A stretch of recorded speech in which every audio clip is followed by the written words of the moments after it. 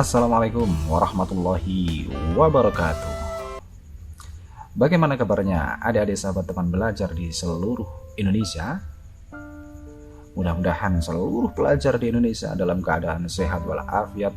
Amin ya rabbal alamin. Untuk adik-adikku yang saat ini sedang kelas 4 sekolah dasar, pada pembelajaran kali ini kita sudah masuk di pelajaran yang kelima pada tema Aku Cinta Nabi dan Rasul. Dan subtema kita kali ini yaitu tentang kisah teladan Nabi Harun alaihissalam. Nah, sebelum kakak melanjutkan lebih jauh tentang videonya, perlu kakak sampaikan bahwa tujuan pembelajaran kita kali ini adalah yang pertama, yaitu peserta didik dapat memahami kisah teladan Nabi Harun dengan benar. Dan yang kedua, yakni peserta didik dapat meneladani atau mempraktekkan atau mencontohkan sikap teladan dari Nabi Harun alaihissalam dalam kehidupan sehari-hari. Nah, itulah dua tujuan pembelajaran kita. Sekarang kita akan pelajari tentang cerita Nabi Harun ini seperti apa. Nabi Harun alaihissalam adalah kakak kandung Nabi Musa. Tutur katanya fasih, perilakunya santun, dan kesetiaannya kepada Nabi Musa sangat besar. Nabi Harun selalu mendampingi Musa ketika menemui Fir'aun. Nah, bagi adik-adik sekalian, kisah Nabi Harun ini mungkin tidak banyak diketahui oleh beberapa orang. Kenapa itu bisa terjadi? Hal ini karena Nabi Harun sendiri ditugaskan menjadi nabi bersama dengan saudaranya, yakni Nabi Musa. Dan di cerita-cerita yang ada, biasanya ceritanya Nabi Musa yang lebih menonjol. Dalam kisah Nabi Musa, Nabi Harun sebenarnya juga ada di sana mendampingi saudaranya saat melakukan dakwah kepada penduduk Mesir, terutama kepada Fir'aun. Karena kedua nabi ini diutus bersama untuk kaum yang sama, maka kisah Nabi Harun pun tidak jauh berbeda sebenarnya dengan kisahnya Nabi Musa. Nah, dikatakan bahwa Nabi Harun itu lahir terlebih dulu daripada Nabi Musa. Sehingga Nabi Harun itu sebenarnya adalah kakaknya Nabi Musa. Sehingga ketika Nabi Harun lahir, itu terhindar dari perintah Fir'aun yang menyuruh untuk membunuh anak laki-laki pada masa Nabi Musa dilahirkan. Jadi sebelum Nabi Musa lahir, Nabi Harun yang lahir lebih dulu, itu tidak ada waktu itu peraturan dari Fir'aun bahwa anak laki-laki harus dibunuh, nggak ada. Baru kemudian pada zamannya Nabi Musa, Nabi Fir'aun membuat peraturan itu. Sehingga sampai akhirnya Nabi Musa dihanyutkan ke Sungai Nil. Nah, begitulah ceritanya. Nah, ketika Nabi Musa diangkat sebagai nabi oleh Allah, Allah memerintahkan Nabi Musa untuk pergi menemui Fir'aun dan memberikan dakwah kepada Raja Fir'aun. Dan Nabi Musa pun siap. Akan tetapi sebelum berangkat, Nabi Musa meminta kepada Allah. Begini berkata Nabi Musa, "Ya Tuhanku, lapangkanlah untukku dadaku dan mudahkanlah untukku urusanku dan lepaskanlah kekakuan dari lidahku supaya mereka mengerti perkataanku dan jadikanlah untukku seorang pembantu dari keluargaku yaitu Harun saudaraku. Teguhkanlah dengan dia kekuatanku dan jadikanlah dia sekutu dalam urusanku supaya kami banyak bertasbih kepada engkau dan banyak mengingat engkau. Sesungguhnya engkau adalah maha melihat keadaan kami." Ini terdapat dalam Quran surat Toha ayat 25 sampai dengan 35. Nah, atas permintaan Nabi Musa itu, akhirnya Allah memberi wahyu dan mengangkat Nabi Harun sebagai nabi untuk mendampingi Nabi Musa dalam menyebarkan dakwahnya.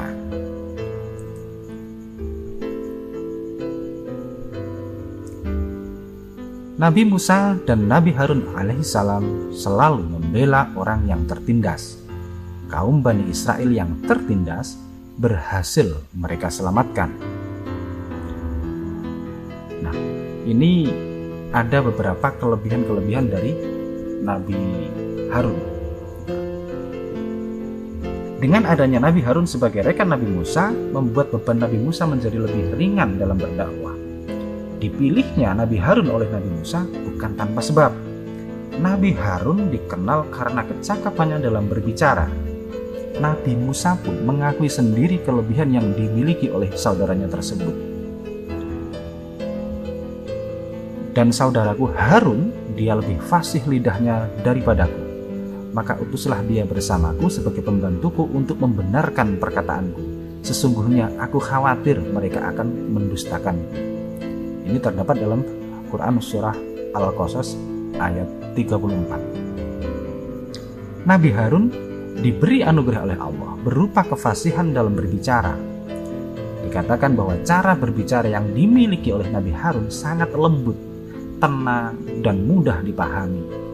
Nabi Harun pandai menata setiap perkataannya, sehingga membuat banyak orang senang berbicara dengan beliau.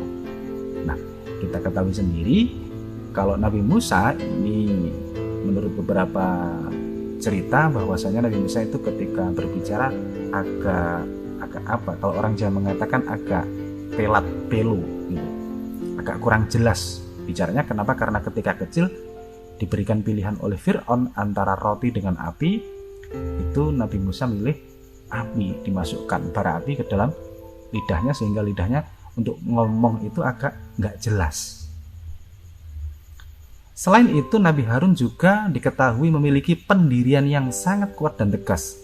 Dengan kelebihan yang dimiliki oleh Nabi Harun membuatnya ditetapkan sebagai juru bicara Nabi Musa. Nah, ini sebagai juru bicaranya Nabi Musa, karena Nabi Musa ngomongnya agak kurang jelas. Dan Nabi Harun ketika ngomong sangat jelas sekali, enak didengar, lembut, tenang. Nah, ini adik-adik harus mencontohnya. Ketika kita berkomunikasi dengan siapapun, kita harus tenang, harus berbicara yang sopan, yang lembut. Nah, kelebihan yang berikutnya adalah pendiriannya. Nabi Harun sangat kuat dan tegas. Begitu juga dengan kita, harus punya pendirian yang kuat dan tegas. Selanjutnya setelah itu Nabi Harun diberikan amanah. Kisah Nabi Harun yang mungkin banyak diingat adalah ketika Nabi Musa menerima wahyu dari Allah berupa kitab Taurat. Dalam menerima wahyu tersebut, Nabi Musa harus pergi berdiam diri di sebuah bukit yang bernama Bukit Tursina selama 40 hari. Sebelum pergi, Nabi Musa memberikan amanah kepada Nabi Harun untuk menggantikannya untuk mengawasi dan memimpin Bani Israel. Namun, kepergian Nabi Musa untuk menerima wahyu ini justru dimanfaatkan oleh seseorang yang bernama Samiri. Nah, inilah Samiri mencoba untuk membujuk Bani Israel kembali menyembah berhala dengan membuat berhala dan melakukan tipu muslihat terhadap berhala tersebut. Melihat kaumnya yang kembali menyembah berhala, Nabi Harun pun memperingatkan dan berusaha mencegah kaumnya agar tidak menyekutukan Allah. Nabi Harun berkata bahwa berhala tersebut adalah cobaan bagi kaumnya. Hai kaumku, sesungguhnya kamu hanya diberi cobaan dengan anak lembu, anak sapi. Anak sapi itu, dan sesungguhnya Tuhanmu ialah Tuhan yang Maha Pemurah. Maka ikutilah aku dan taatilah perintahku. Ini terdapat dalam Quran surah Toha ayat 90. Namun upaya Nabi Harun untuk menyadarkan kaumnya tidak dipedulikan oleh kaumnya. Mereka tetap akan menyembah berhala yang menyerupai sapi tersebut sampai Nabi Musa kembali. Ini Samiri itu membuat patung emas yang bentuknya seperti anak sapi.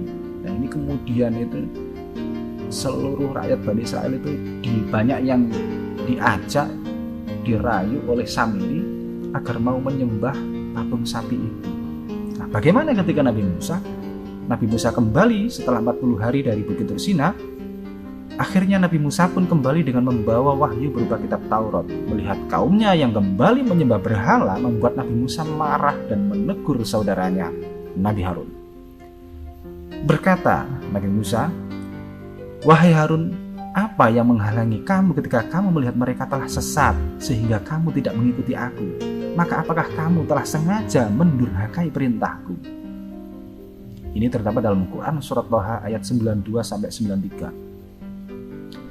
Dikisahkan bahwa Nabi Musa yang marah mendatangi Nabi Harun dan menarik janggutnya Nabi Harun.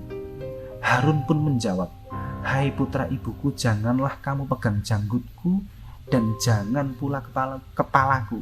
Sesungguhnya aku khawatir bahwa kamu akan berkata kepadaku, kamu telah memecah antara Bani Israel dan kamu tidak memelihara amanatku."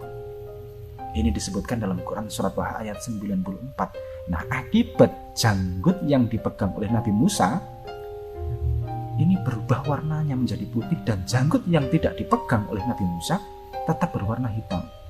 Jadi ada dua warna jenggotnya Nabi Harun itu. Yang satu warna putih karena dulu ditarik oleh Nabi Musa, dipegang oleh Nabi Musa, dan yang tidak dipegang Nabi Musa itu warnanya hitam. Ini karena saking marahnya. Loh, kok bisa putih dan hitam? Kita ketahui sendiri Nabi Musa kan orangnya sangat kuat dan sakti,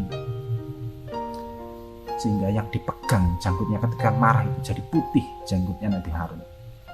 Nah, setelah Nabi Harun menceritakan apa yang terjadi pada saudaranya tersebut, Nabi Musa pun akhirnya tahu siapa yang membuat kaumnya menjadi seperti ini. Pergilah Nabi Musa menemui Samiri, dan beliau berkata kepada Samiri, "Apakah yang mendorongmu berbuat demikian, hai Samiri?" Itu disebutkan dalam Quran surat Thaha ayat 95. Kemudian Samiri menjawab, "Aku mengetahui sesuatu yang mereka tidak mengetahuinya. Maka aku ambil segenggam dari jejak Rasul, lalu aku melemparkannya, dan demikianlah nafsuku membujukku." Disebutkan dalam Quran surat Thaha ayat 96. Akhirnya Nabi Musa pun mengusir Samiri dan berjanji akan menghancurkan berhala-berhala yang dibuatnya dan akan dihanyutkan ke dalam laut. Nah, itulah cerita tentang Nabi Harun yang dikhianati oleh Samiri dengan membuat patung anak sapi. Nabi Harun ini luar biasanya, dia sampai dijadikan oleh Allah sebagai juru bicaranya Nabi Musa, karena ketika berbicara Nabi Harun ini sangat meyakinkan. Tutur katanya lembut, sopan dan santun, bahasanya ini enak sekali didengar, gaya bicaranya ini mudah dipahami. Kemudian Nabi Harun juga mempunyai pendirian yang kuat dan sikap yang tegas. Nah, adik-adik, itulah cerita singkat tentang kisah teladan Nabi Harun. Dan untuk tugas kita kali ini, yakni coba ceritakan kembali kisah tentang Nabi Harun di buku tulis kalian. Secara singkat saja dari video tadi, silahkan adik-adik buat rangkuman ceritanya seperti apa. Buatlah rangkuman cerita Nabi Harun dari video tersebut. Nah, akhirnya sampai di sini dulu perjumpaan kita kali ini. Mudah-mudahan bermanfaat untuk kita semua. Dan jangan lupa untuk klik like, komen, dan share ke teman kalian agar teman-teman kalian merasakan pembelajaran yang sama melalui teman belajar. Dan untuk adik-adik yang belum subscribe, kakak sarankan untuk subscribe. Kenapa harus subscribe? Karena dengan subscribe maka adik-adik tidak akan ketinggalan pada video pembelajaran yang selanjutnya. Demikian yang dapat kakak sampaikan. Jangan lupa tetap semangat belajar dari rumah dan selalu mematuhi protokol